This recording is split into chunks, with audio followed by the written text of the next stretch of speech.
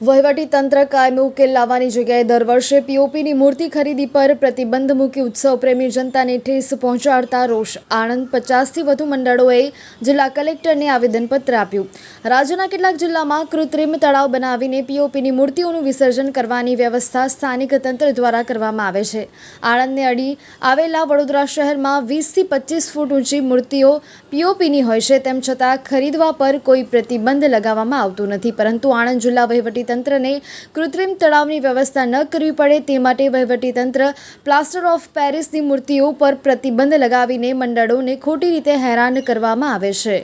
તેમજ શોભાયાત્રા કે વિસર્જન યાત્રામાં ડીજે સહિતની પરમિશન લીધી હોવા છતાં પોલીસ તંત્ર દ્વારા ખોટી રીતે હેરાન કરવામાં આવતા હોવાથી આણંદ શહેરના 50થી વધુ મંડળો દ્વારા જિલ્લા કલેક્ટરને આવેદનપત્ર આપીને પીઓપીની મૂર્તિ ખરીદી પર પ્રતિબંધ દૂર કરવાની માંગ કરી છે.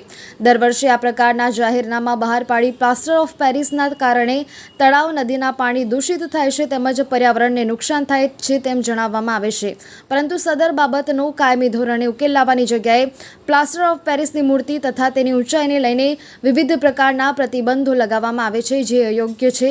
વહીવટીતંત્ર અને પાલિકાને કૃત્રિમ તળાવની વ્યવસ્થા ન કરવી પડે તે માટે ઉત્સવપ્રિય શહેરની જનતાને ઠેસ પહોંચાડવામાં આવી રહી છે, જેથી શહેરના નાગરિકોને ઉત્સવ પ્રત્યેની આસ્થા તેમજ લાગણી પણ જળવાઈ રહે અને તળાવોને નુકસાન પણ ન થાય. તો આ પ્રકારની વ્યવસ્થા આણંદ જિલ્લામાં કરવામાં આવે તો સદર બાબતનો કાયમી ધોરણે ઉકેલ પણ આવી શકે તથા દરેક ગણેશ મંડળોની ગણેશ ઉત્સવ સાથે જોડાયેલી આસ્થા અને લાગણીઓને ઠેસ ના પહોંચે.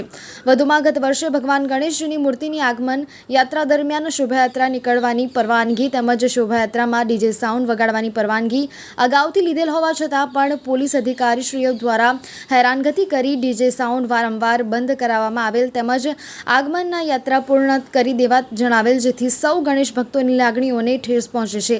તેને ધ્યાને લઈને આણંદ શહેરના 50થી વધુ મંડળના પ્રતિનિધિઓ દ્વારા જિલ્લા કલેક્ટરને આવેદનપત્ર આપીને પીઓપીની મૂર્તિ પર મૂકેલ પ્રતિબંધ દૂર કરવાની માંગ કરી છે.